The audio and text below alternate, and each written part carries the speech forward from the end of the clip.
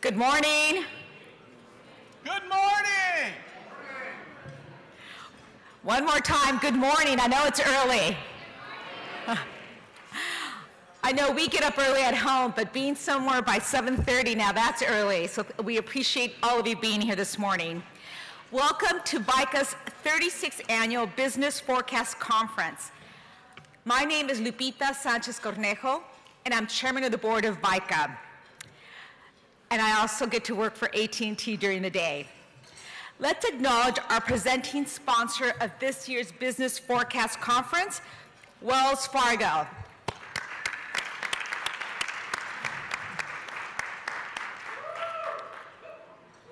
Well, one more time. Let's acknowledge Wells Fargo. Raise your hand, Carmel. Let's also recognize our economic forecast sponsor and our host today, the Hilton Universal City. And the team, Mark and his team, let's raise our hands. Thank you. Also, a big thank you to the rest of our sponsors today, who you can see listed on our banners. I want to hear as much as I can from our speaker this morning, so I'd like to introduce our moderator this morning from the Sun Hill Properties and the Hilton Universal City, VICA Vice Chair Mark Davis.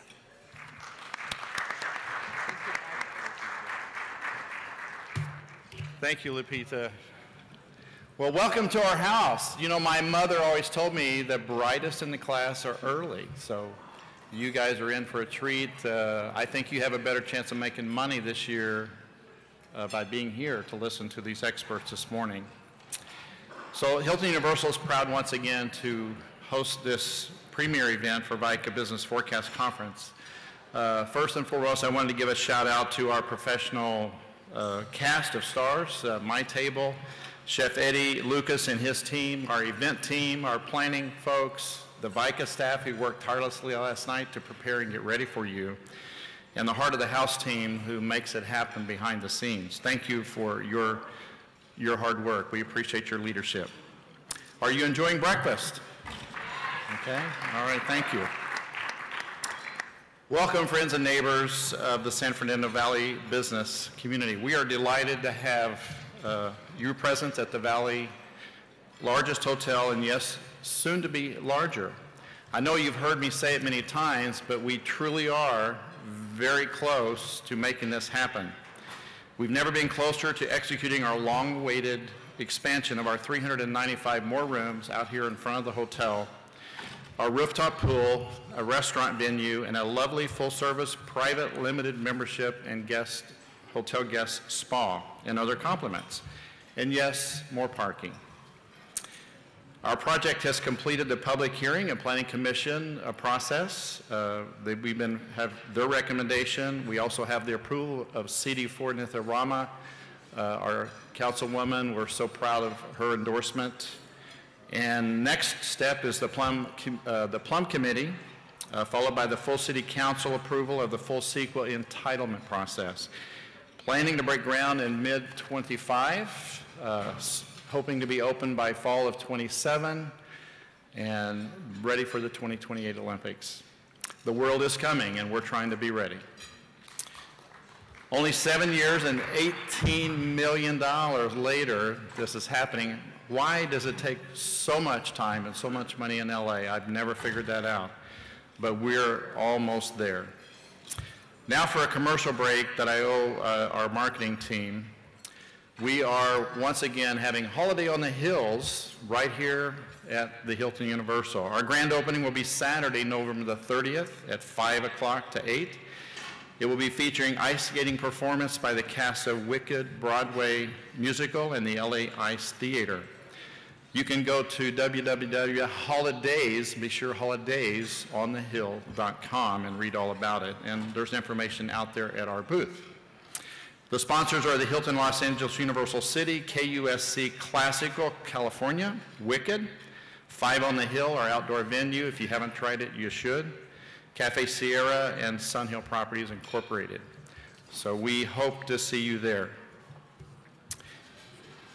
For more than 75 years, the Valley Industry Commerce Association, VICA, has been the leading advocate for the San Fernando Valley business community, tirelessly advocating for the region's job community.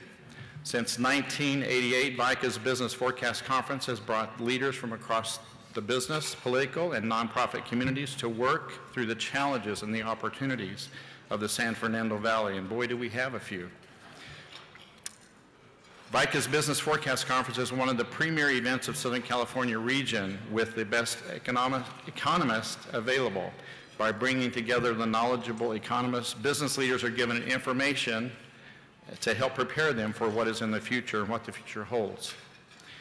We are glad you joined us for the VICA Palooza today. We have some great panels throughout the hotels. Be sure and check those out, from transportation to elections to AI. AI is a big thing, and many more.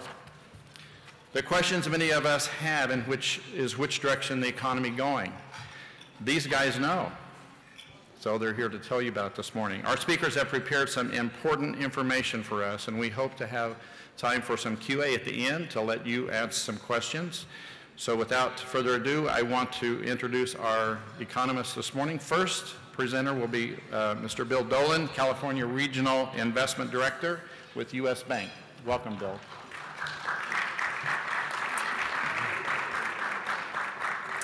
He will be followed by Charles Dougherty, Executive Director for the Senior Economist for Wells Fargo Corporate and Investment Banking. So without further ado, William, take the stage. Thank you. Great, thank you, Mark. Let's see, I want to make sure this is working. I just want to start out this morning. It was a little mix-up, so I sent my slide. So we have our market leader, our private wealth management market leader for Los Angeles here, Omid Nouri. He's back there in the corner. I sent him my slides, just kind of coordinating, and he sent me an email back saying, "What's with the 100 slides, Dolan?" And there's not 100 slides. I just say it's 97 slides. And but I said 200 minutes is a lot of time, a lot of ground to cover, and he said it's 20 minutes. So a mix-up, but we're going to get through these, I promise you. Upfront conclusions, I'll focus on the third element there. So things that we're focusing on are central bank policy, commercial real estate, liquidity, capital flows. We're going to cover interest rate changes. I'm going to kind of go through some of that fairly quickly from an investment management perspective, and then we're going to move into the California economy, and then a little bit on Los Angeles specifically. So what we're looking at here is GDP numbers. Sorry, that didn't, there we go. At the bottom there where it says June 23, that's where we were forecasting across the top Q1 of 24, Q2 of 24, Q3 of 24. So a year ago or so, we thought that the economy moving pretty slowly. But in fact, it turns out if we look at Q2 24, GDP across the country grew at 3%. So growth is holding up. And we do see it trending lower, but still positive as we move forward. So better than we thought things would be a year ago on the growth front. You know, here's inflation. Obviously, the Fed is focused on inflation in the labor market. Fed cut interest rates in September, early September, by 0.5%. There was a lot of discussion prior to that as to whether it would be 1/4% or 0.5%. And I'm going to share our thoughts as to why it was 0.5%. But tied to that is inflation trending lower. So we had peaked with CPI in summer of 2022 at over 9%. And here we are at under 3%. Target is 2%. There's some aspects of CPI that are somewhat sticky. One of those is rents, housing costs.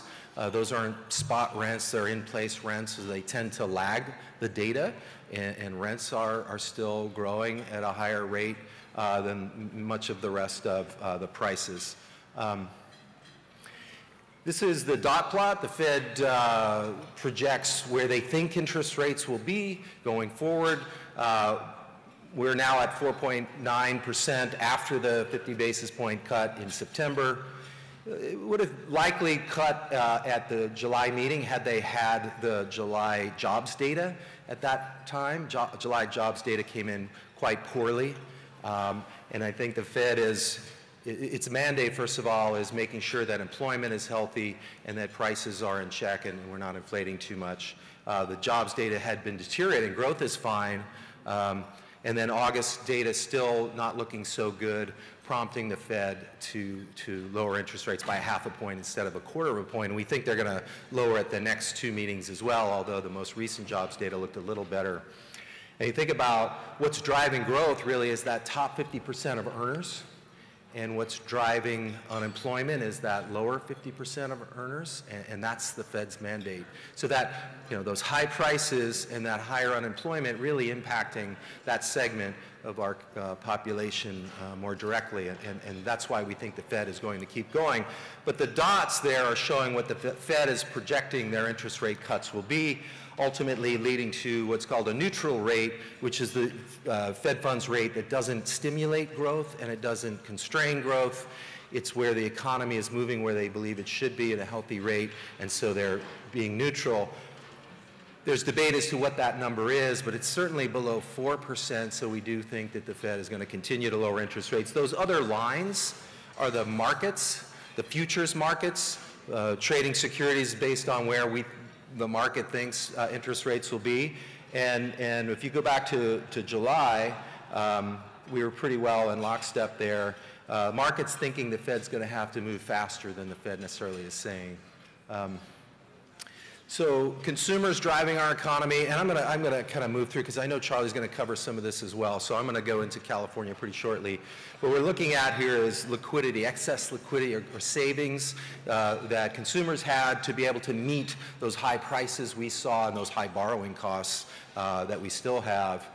And you can see on the right-hand side that consumer savings was elevated during COVID. People weren't spending as much. There were a lot of programs to help with liquidity in the system, and that's been trending lower, along with the Fed's balance sheet, by the way. So pulling liquidity out of the system. So we think about level and trend. Obviously, trend is going lower, but the level still a healthy level and where we think it would have been without the COVID excess.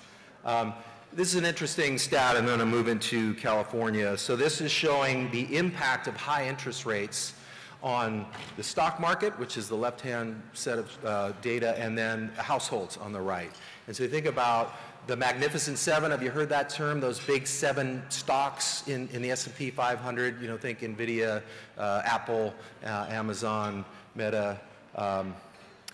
The impact of high borrowing costs on those companies was very low, about 0.1% interest costs relative to the size of those companies. And as we moved down into smaller companies, that impact became more material and became more of a drag on those companies, and that's what was reflected partially in the market returns that we saw over the last couple of years, which is those 7 companies really driving the S&P higher. If you remove those 7 companies out of S&P data, the markets were flat and in some cases negative. On the right-hand side, we're looking at that impact of high borrowing costs on households. So the impact on those top level wealth households was very small. And then as we move down to that bottom quartile, much more material impact, as I was saying earlier, on that lower income household. And so it's important, I think, that the Fed, again, is going to continue to lower interest rates and help with that. Talking about credit spreads, which I won't talk about now. So we're taking a neutral look, going back to my earlier slide, which is to say neutral for us means we don't see opportunities to go overweight into stocks or overweight into bonds. We are back to our what we call strategic allocations across, depending on people's objectives or risk level across the spectrum of risk and return. We're at a neutral. We don't see an edge to go over or under right now. We're back to targets. So I'm going to move into the California economy. Largest economy in the United States by far. And I have some statistics here. I know it might be a little bit hard to see, but I'm going to go through some key points here. Population, 39.5 million people in California. By far the most populous state in the nation. There's been a lot of press and a lot of discussion, a lot of media coverage on people leaving the state and the population getting smaller. And that's true if we look back to 2020 to 2022. we lost between 400 and 500,000 people. And there are several reasons for that. But I will say in 2023, we actually saw the population increase by 67,000 people or so. And so we think that that's stabilized. And again, the media on why that migration is happening. So there's a few factors. It's called migration, net migration. Are people leaving the state to go live in Austin, Texas, and Nashville, Tennessee, and Salt Lake City? Yes. Are people coming in? Yes, but there are more people leaving than are coming in. So that net migration number has been negative. But we saw a turnaround in 23 was natural increase. So the population increasing by more births, the birth rate being higher, and the mortality rate going lower coming out of COVID. We also saw a fairly large inflow of legal immigration. So you put that together, the population is stabilized. It's important because when we look at the economy here and measured by GDP, there's a few ways to measure that, right? You can look at all of the output that we produce in California and measure that, or you can look at per capita or per person how productive we are. We think about that net migration, and I'm going to go into housing, which is a big part of why that's happening. The housing units, we have 14,392,000, and then households 13,550,000. The vacancy rate for housing in California is 6.4%. 10 years ago, it was 7.4%. So if people are leaving and fleeing California, why is our vacancy rate going lower? One of the reasons is households are smaller. We have less people per household. But what you see is those houses that people are selling and moving to Tennessee or Austin, Texas for are being filled. People are coming in, and they're coming in because we have advanced manufacturing types of jobs, we have tech jobs, we have Hollywood jobs, specialized jobs that require educations and demand higher salaries, and they're able to come in and afford those houses. So on the one hand, we're being more productive because we have this advanced manufacturing compared to maybe producing paper or plastics somewhere else or furniture on the East Coast. But it is a problem for our population and the job creation that we're not seeing, particularly in coastal regions of California. Where we are seeing job creation and populations doing better are the inland areas. So Inland Empire, we were out in Riverside yesterday talking to a group out there.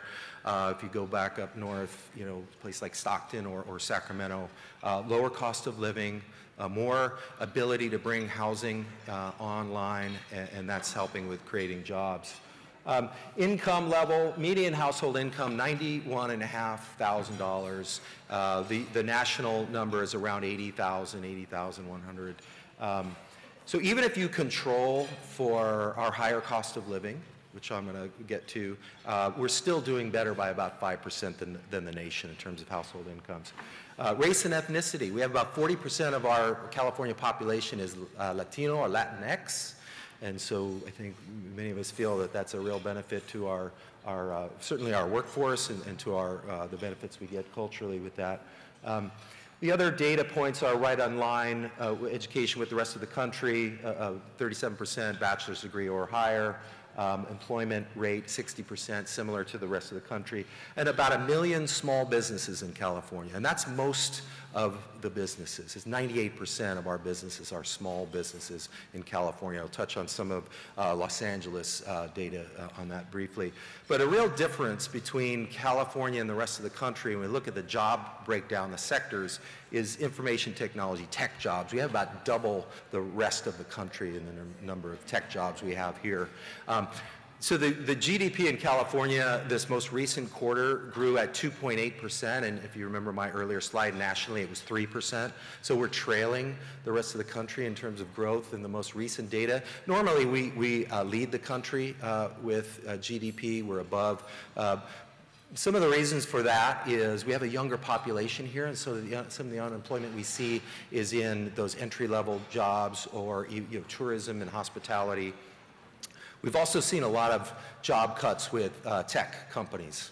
Across the country, over 230 companies laying off, tech companies laying off in the last year. That's really concentrated in California. So about 60% of that right here in California. Much of it is the Bay Area, San Francisco, but it's also Los Angeles, Orange County, San Diego.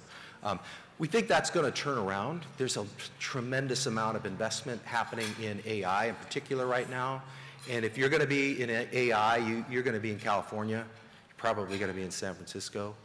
If we look back to some of the venture capital numbers, 2021, 2022, there's about 1.2 million venture capital money coming into VC, and half of that, all of that comes into California. So significant investments. And that's equivalent to what we saw the whole 10 years prior, the whole decade prior in those most recent 2 years. That's trailed off to some extent, to a significant extent. The other aspect of that is much of that was going to things like virtual currency, trying to develop applications to monetize cryptocurrency. It was in healthcare applications and renewables. A lot of that has shifted into AI now. Just a visual on the population in California, unless you think the 101 is less crowded. Anybody feel that way driving to work if you go into rush hour? Is the freeway less crowded? No, it's not. Why is that happening? So, and I think I'm gonna, what do I have, a few minutes left? Yeah, so some of the reasons that's happening, and I think it depends on what media you watch and what narrative you want to believe. You know, it's people fleeing because of high taxes. The wealthy are moving to Nevada or Lake Tahoe. Talk to our wealth planners, by the way, if you are in that category. This chart is showing, and the other end is affordability, and that's a real problem, which I will get to. So this is state tax collections per resident, and it's California, New York, Illinois, Florida, and Texas. So guess which one is California? It's the blue. We do have high taxes here. Another reason, by the way, if any of you have municipal bonds in your portfolio, that's servicing that debt. So that's an issue, and it's causing some companies to leave the state, and it's causing some folks to leave the state that are either particularly sensitive financially to taxes or philosophically. The economy in California, $4.1 trillion. The economy, the GDP of the United States is about $29 trillion. By the way, Los Angeles is almost $1.25 trillion. It's massive. I mean, so to give you some perspective, Orange County is around $300 billion. Riverside, $220 billion. San Diego's around $300 billion. So Los Angeles is really the big player here. We also have a huge population. So the economy is still growing, 1.87 in Los Angeles, the most recent data, again, trailing the rest of the United States for some of those reasons I discussed. Why we think that's going to turn around, too, is some of that advanced manufacturing that's coming back online here. So thinking in Southern California, semiconductor factory in Temecula, large scale coming online. Northrop, big factory in Palmdale. You've got Tesla, who's bringing on a storage factory in Lathrop, which is up near Stockton. Now, Tesla certainly could go to Texas or Nevada. They know those states well. They've chosen to build those here, and that's going to be adding to our growth looking forward, 25, 26 timeframe. Unemployment. So California traditionally and structurally has had a higher unemployment rate than the rest of the country.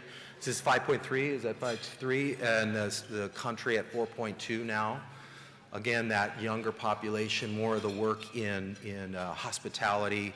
You know, we have some things that are on the ballot in November, like, you know, minimum wage increases again. So some of that can be a challenge for some of those young workers. But we've had that sort of structurally throughout time, and some of those tech layoffs have impacted us most recently. So we think that's going to continue, and that's sort of in the realm of normal for California. Again, here's that GDP number for Los Angeles, getting close to $1.24 trillion. Unemployment, discussed that. So some of the industries where we're seeing growth, too, is education and healthcare. So think about an aging population in the whole country and the whole world, particularly South Korea has a real issue right now, but we're seeing that too in California. And with that comes additional jobs in healthcare, like physician's assistants and physical therapists and administrators. We're also seeing post-secondary education increases, so again, administrators and professors and those things. K through 12 looking like it's trending a little lower because of those lower general birth rates that we've seen, even though we saw an increase over 21, 2022, still generally birth rates are down. So enrollment in K through 12 likely to continue to drop, and with that, some job losses there. So I'm going to shift into commercial real estate briefly, and then housing, and then I'll be passing it over to my colleague Charlie. Commercial real estate, the real issue is office. Office is a real issue with people leaving the office with COVID and not really coming back yet. And what all these lines show is REITs. REITs are real estate investment trusts. They're basically investment vehicles for investors to invest in companies that are formed and manage and purchase or develop real estate. And the different sectors include multifamily, which is doing fine, which you'll see why because of the affordability issues. What's doing really well in the gray up there is industrial warehouse. Vacancy rates are almost zero. Rents have increased, doing quite well. It's office that's really struggling. Nationally, that vacancy rate is about 20% for office. And really, if you look at old office space, it's higher than that. Los Angeles is higher than that. Los Angeles is about 27% vacancy rate. And then if you look at certain areas like Mid-Wilshire, that number is over 30% vacancy rate. There's something called the net absorption in commercial real estate that looks at the tenants moving out versus the tenants taking on new leases. Is that positive or negative? It's been quite negative for Los Angeles for a few years now, and hasn't really stabilized yet the way it has in some other markets. And also with that, some of the new development, Mid-Wilshire, being over 30%, there's a huge project underway right now on Santa Monica Boulevard between Wilton and Western, which is mixed use, but it's bringing on almost 400,000 square feet of new office space. So, it's still a challenge in commercial real estate. But those other sectors doing well. You can see the vacancy rates in green trending higher, and then those rents finally starting to drop. And landlords have been hanging in there with rents, but there's some pressure now. They're starting to come down. Housing. So 2 years ago, 2021, let's say, the average cost of a house in Los Angeles was $800,000, median price, I should say. Interest rates were 3%. Anybody know what mortgage rates are now? It's about 6.5. So you had $800,000 house with a 3% mortgage. That cost you about $2,900 to service that house. That same house now, prices have gone up because of supply, is $1 million, and your mortgage is 6.5, 6.25. You're looking at over $5,000 for that same house just a couple of years later. It's a real challenge here, and a big part of that is housing supply. In in Los Angeles, that you can see the median price there. So it's varied across the state. We need more housing in California. We do about 10,000 permits a month. It's not enough. It's preventing us from growing. There are some legislation that's trying to help with that, things like the regional housing needs allocation rules, things like Senate Bill 8, which is an amendment to the 2019 Housing Crisis Act, things like Senate Bill 9, which is the California House Act. Those things are designed to help with building and bringing on more supply, but on the other hand, we have things like eviction moratoriums in rent controls, and there's another rent control issue on the ballot for November. You have things called linkage fees, which when a developer tries to build a new project, there's essentially a tax on that. And so it's disincentivizing new supply. And so the answer lies with kind of both of they're both well-intended, but they're not resolving the solution, which is this lack of housing, and really need to come together on that. And with that, I'm going to wrap it up. I know we're going to have a Q&A afterwards, so thanks everybody for listening, and look forward to talking to you afterwards.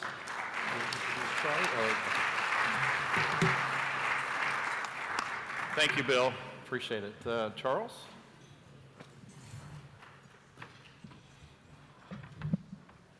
All right, how's everybody doing? Good morning. I want to start off with a bold prediction. I think the Dodgers are going to win the World Series. All right. Yeah.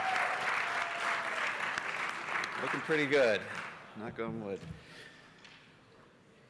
The U.S. economy is doing pretty well. It continues to show a lot of resilience against a number of headwinds. Right? So if you kind of think about what's happened over the past few years, post-pandemic, we had a rapid run-up in inflation, sharply higher interest rates, and yet the economy continues to grow at a very solid rate. So right now, if you look at the incoming economic data, in Q3, real GDP is expected to grow about 3%. Now let me give you some historical context there. Over the past few decades, GDP grows about 2% per year. So right now, the U.S. economy is expanding at a pace that's slightly faster than recent historical averages. So the U.S. economy, very sturdy, despite all of those headwinds. So what's driving overall growth? Well, it's the U.S. consumer. Post-pandemic, there was a run-up in savings, right? A lot of fiscal stimulus, PPP loans, direct checks, generous unemployment benefits.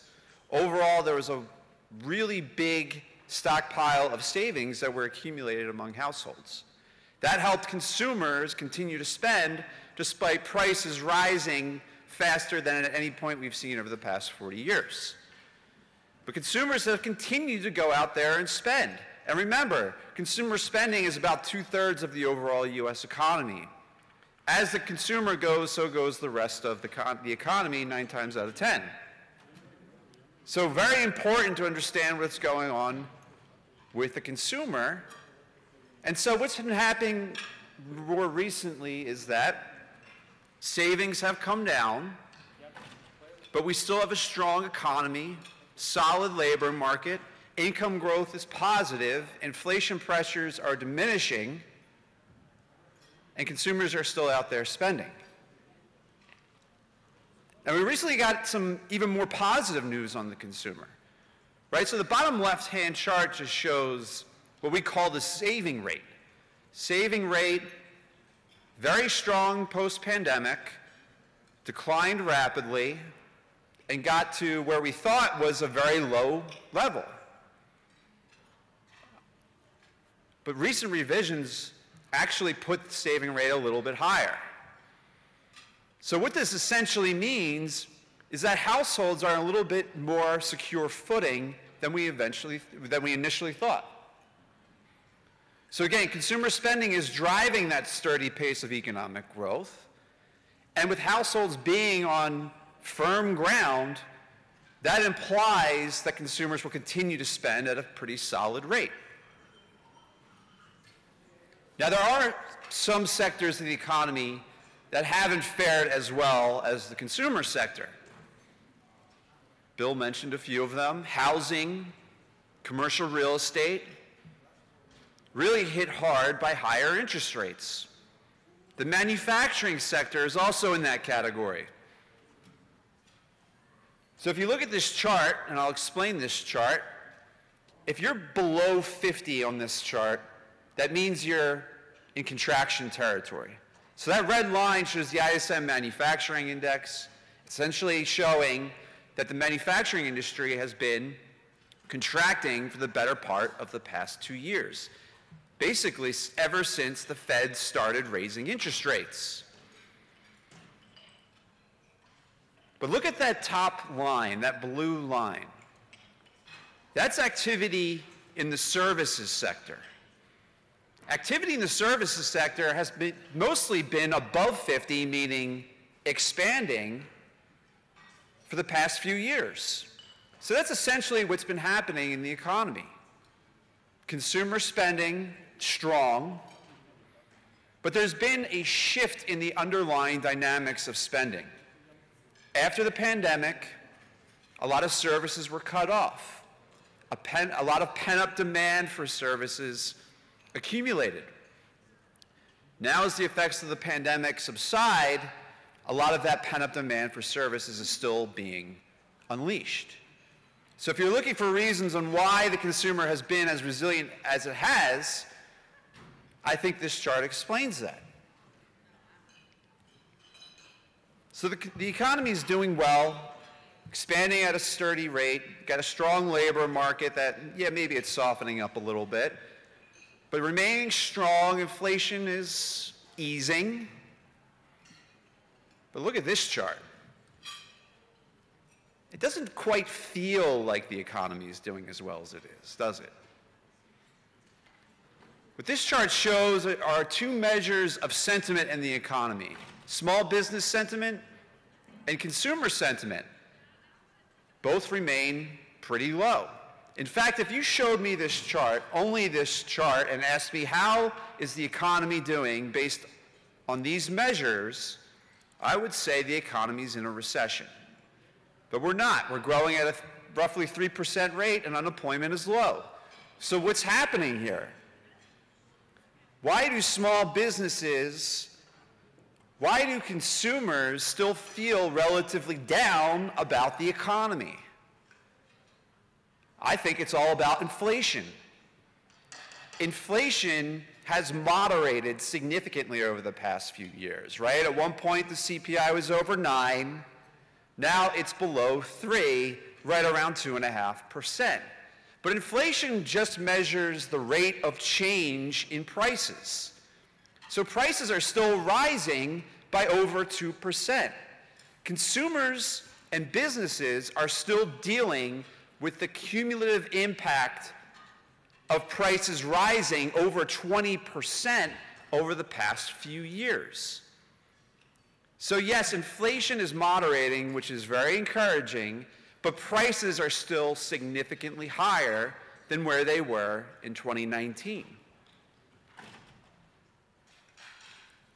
But prices are moderating, right? Inflation is coming down. Some of the drivers there are, well, inflation started because goods prices, right? TVs, laptops, electronics, sporting goods, cars, goods prices went up after the pandemic. One, because households had a lot of savings and they were spending money on goods. And also because supply chains went awry and a lot of money was chasing after fewer and fewer goods. So goods prices went up. Now the reverse is happening. Not spending quite as much money on goods, more on services. And so goods prices no longer an inflationary force. Food and energy impacted by geopolitical stuff, right? Russia, Ukraine. Ukraine's the breadbasket of Europe. Russia produces a lot of energy. Prices went up. Prices have stabilized since. Food and energy, not really a factor on inflation. What's keeping inflation a little bit above 2%, though, is what's been happening in the service sector, which makes sense because that's where the activity is still expanding. Services prices are essentially what's keeping inflation above the Fed's 2% target. The good news here is that a big part of services inflation is exactly what Bill was talking about in the housing market, essentially. So we know what's been happening in the housing market. Things have softened up considerably. Apartment rents, home price appreciation has eased markedly. And we know what's going to happen there eventually in terms of the CPI and the Fed's preferred measure of inflation in the personal consumption expenditure deflator, or price index.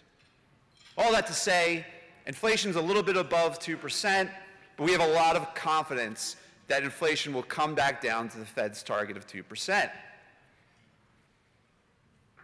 And then there's the labor market. The labor market is strong. It's solid. It's certainly softened up a bit, right? We're not adding 300,000 jobs per month anymore like we have in recent years. But we're still comfortably above 100,000, which is what you need to satisfy incoming labor force participants. And what happened in September? The Consensus call there was for something like 150,000 net new jobs being added. What happened was we added north of 250,000, well above expectations. Unemployment rate, which was somewhat concerningly on the rise, ticked down. Unemployment rate fell to 4.1%. Overall, you zoom out on that bottom right-hand chart, and what do you see? You see an unemployment rate that's risen from a very, almost unnaturally low level. Still very low. Anytime you see a four number, a four handle on the unemployment rate, that's pretty good. But if you're the Federal Reserve, you see the increase, the upward movement, that can be concerning. Because again, go back on that bottom right chart and you'll see that when the unemployment rate goes up a little, it tends to go up a lot. So this is a concern for the Federal Reserve. What eases my worry on that is that the labor market looks more like it's coming into balance and not necessarily deteriorating. So again, after the pandemic, we saw a lot of demand for workers. Businesses were hiring, maybe more than they ought to have.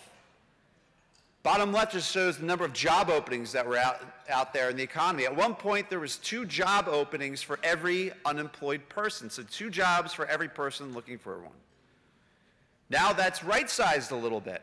Now there's about 1 job opening for every unemployed person. Looks like things have just normalized back to 2019 levels. And what is somewhat comforting is that there doesn't seem to be an acceleration in the pace of layoffs. Yes, there's some industries here and there, right? The technology industry in particular, very hard hit by interest rates moving up. But overall, jobless claims remain very low and not indicative of an economy that's in a recession. That's what that bottom right hand chart shows. So overall, what you have is a labor market that's softening, inflation pressures that are moderating, and interest rates that are still elevated. So this is why the Federal Reserve has started the process of easing monetary policy.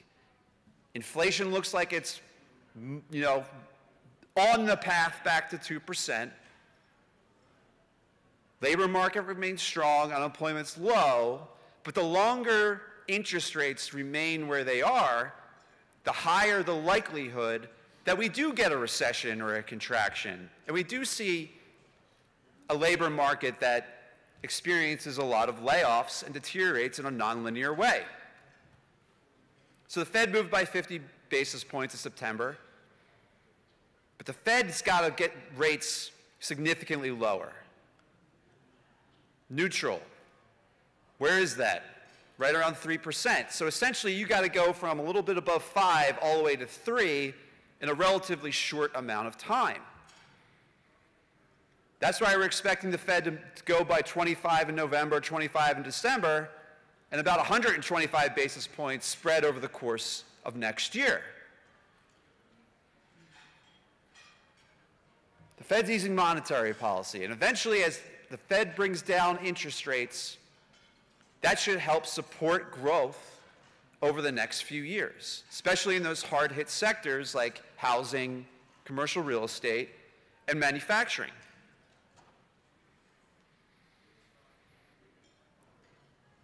Another recent development over the past few years is that the federal government is spending a whole lot of money. So this chart just shows debt as a percent of GDP. Now, it's not entirely unprecedented to see this level of spending, right? This happened after World War II. But what sets us apart now is what? The economy is growing at roughly 3%. The unemployment rate has a 4 on it. And right now, the deficit as a share of GDP is roughly 6%. So we have historic amounts of debt with unemployment rates low and solid economic growth. Kind of unusual. So this is one thing I think that we need to resolve in fairly short order. Now, is this a massive concern? Does this keep me up at night? Not really. I mean, if you look where interest rates are, 10-year Treasury yield, right around 4% or so, that tells me financial markets are sort of okay at this point with this level of deficit spending. But long term, this could keep interest rates high, crowd out private investment, impact the economy that way. And then we have the election coming up. I can't give you a prediction on who's going to win, but it seems like it's going to be a toss-up. It's going to be close. And again, if we're talking about strange developments over the past few months, I mean, just think what's been happening since the summer. You have President Biden dropping out of the race somewhat unexpectedly, 2 different assassination attempts, a new candidate in Vice President Harris. And at the end of the day, what the polls are showing is that it's a coin flip. It's a toss-up. 50-50 chance. To me, I think it comes down to the state of Pennsylvania. I'm from Pennsylvania. I live in Pennsylvania. What I can tell you is I won't stop getting calls from people begging me to go out there and vote. But when I drive around, what I see is just as many Harris signs as I see Trump signs.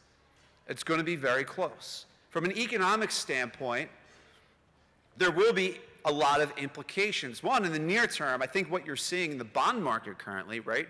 Longer term rates have been especially volatile in recent weeks, right? The Fed cuts 50 basis points and the 10-year Treasury yield moves down, but then moves right back up again. I think markets becoming a little bit nervous about the outcome of the election is playing a role there. But long term, there's, you know, the Tax Cuts and Jobs Act, right? Some of those are set to expire. Who wins the election is going to determine the outcome there. Tariffs. A lot of different issues are at stake here. It's hard to predict who's going to win the presidential election. It's even harder to predict who's going to win power in the House and Senate. That's really where I think the economic consequences are going to be major. Very hard to predict.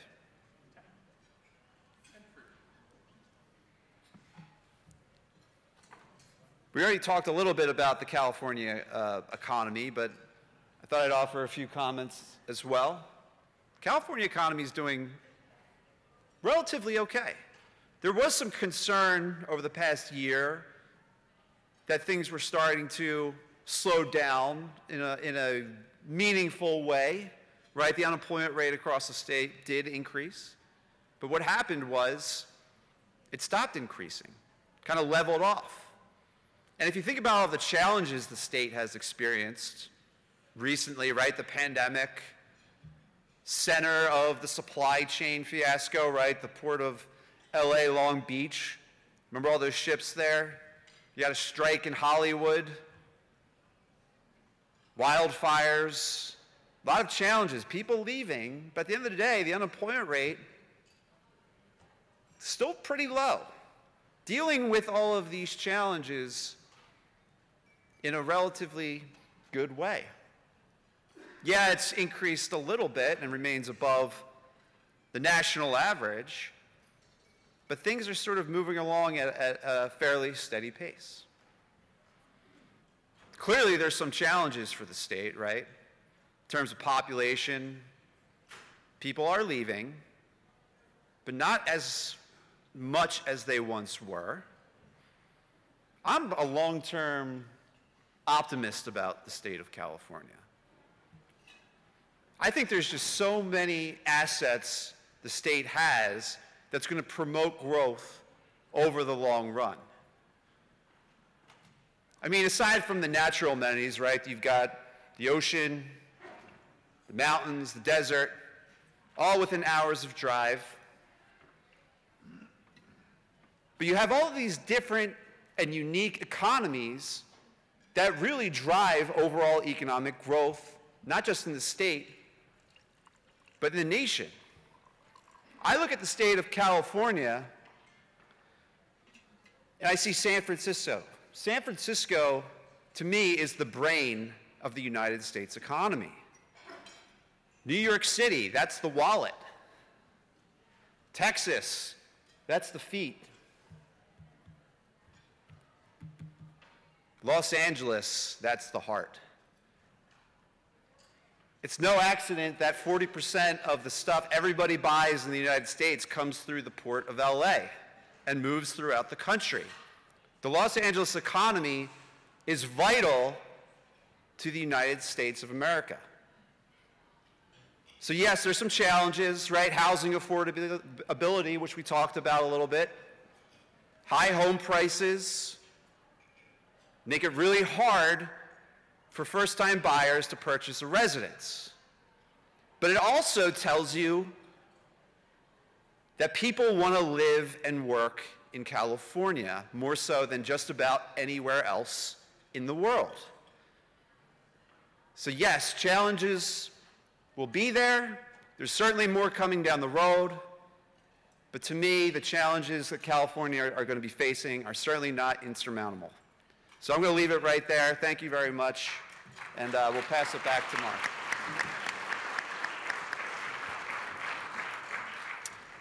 Thank you, Charles and Bill. We have a little bit of time for questions. We'll open the floor. I don't know what you heard, but what I heard is go spend your money. You know, it helps us all. Okay. Raise your hand if you've got a question. I'm going to call on somebody. No questions? All right, thank you. I'll be right there.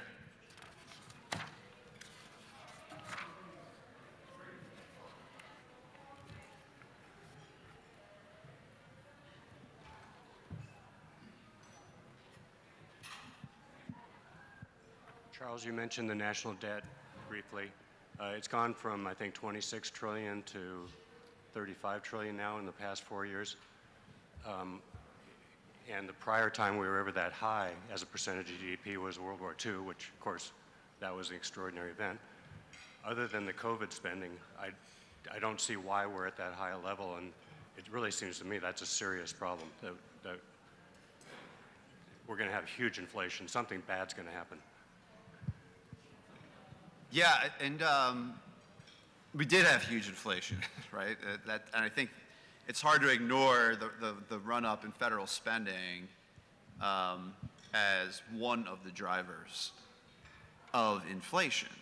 Yeah, it's certainly a concern, especially when you look at the composition of the federal spending and debt, right? Because if you're thinking about solutions, it's hard to see how we're going to tackle that, especially when about 70% of it is essentially untouchable, right? It's entitlement spending, Social Security, Medicare, Medicaid, et cetera. So it's a big challenge. It's a big challenge. And, you know, if you do go back and look and think, okay, the last time we saw this was in or after World War II, a lot of this was the result of the pandemic, right? CARES Act, American Rescue Plan, which you can sit back and debate now, sort of Monday morning quarterback it and kind of say, okay, was this particular piece of legislation necessary? Probably not necessary looking back, right? But it was a crisis, and back then I personally was in favor of the more fiscal stimulus, the better, because we have this pandemic, a lot of uncertainty. A lot of businesses are shut down. Consumers are, also, essentially shut down.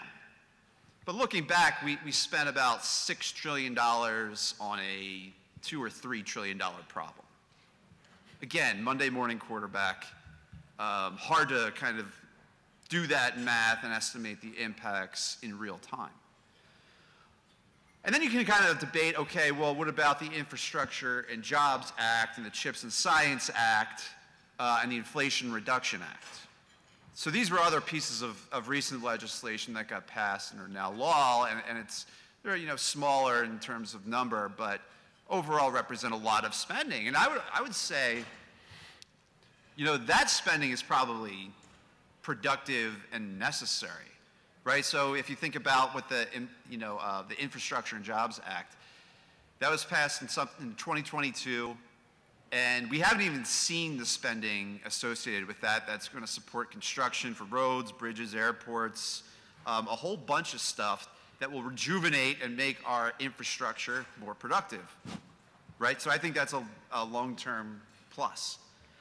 CHIPS and Science Act, right? We talked about the semiconductor facilities, some of which are being constructed in California, but also Arizona and Texas and Ohio.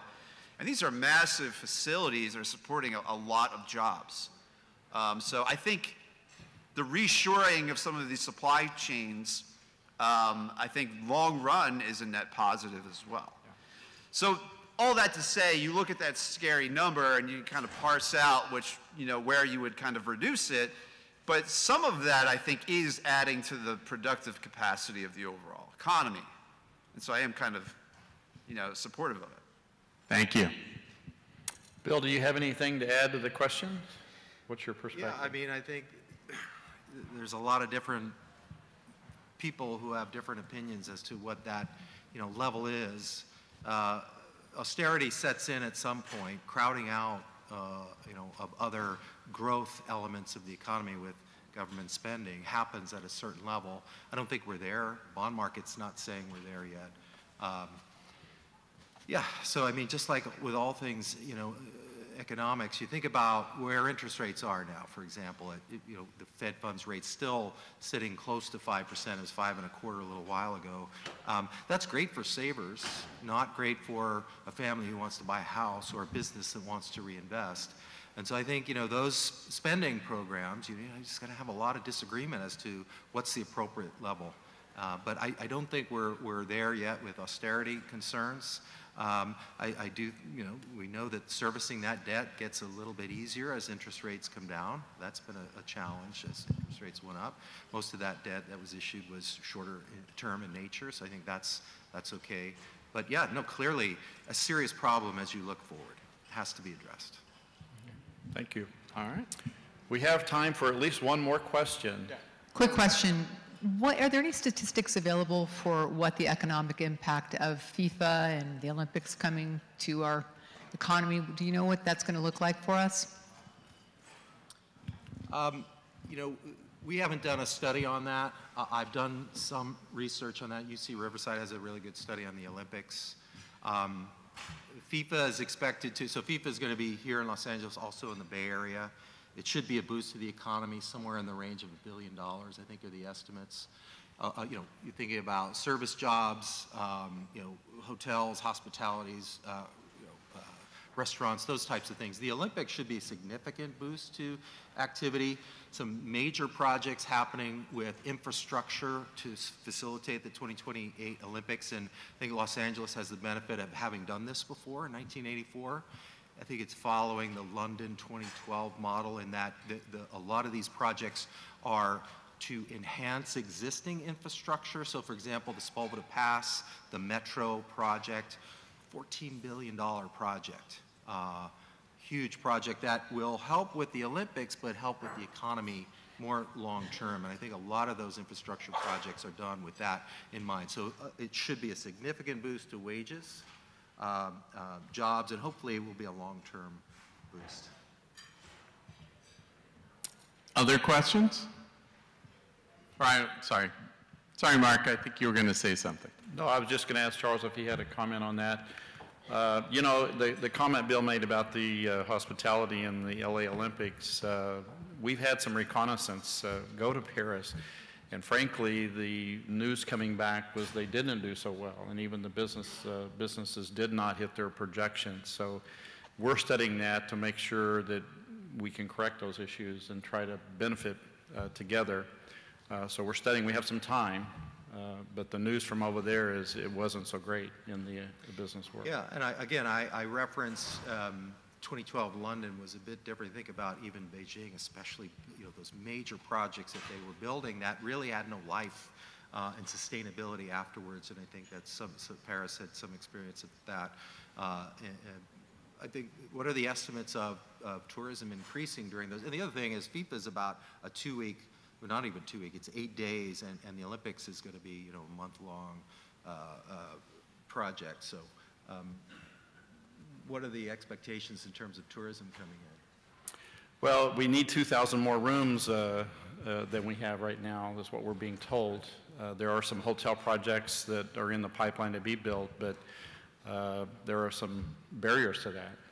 Owners not so willing to throw out their money with the local industry targeting of the hotels. So it's been that's a real challenge for us, trying to solve that issue now.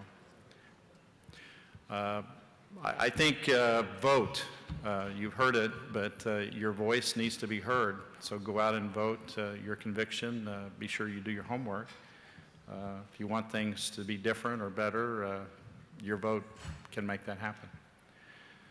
Any other last comments? We have probably time for one more question, and then we have to move on to the rest of our panel. Raise your hand.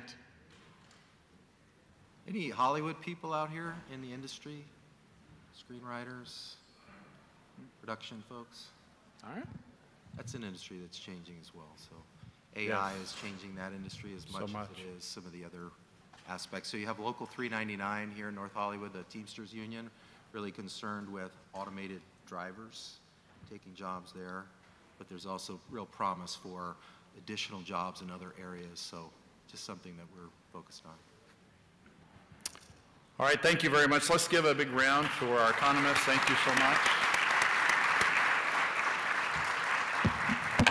I am sure that they can be available if you corner them, ask that question, what to do with your money coming up. So thank you very much for joining us this morning. Have a few housekeeping issues or items to make sure that you know about. We have an exciting lunch program with the CEO of the LA28, Reynold Hoover is going to be our keynote speaker for lunch, so don't miss that. Please come back.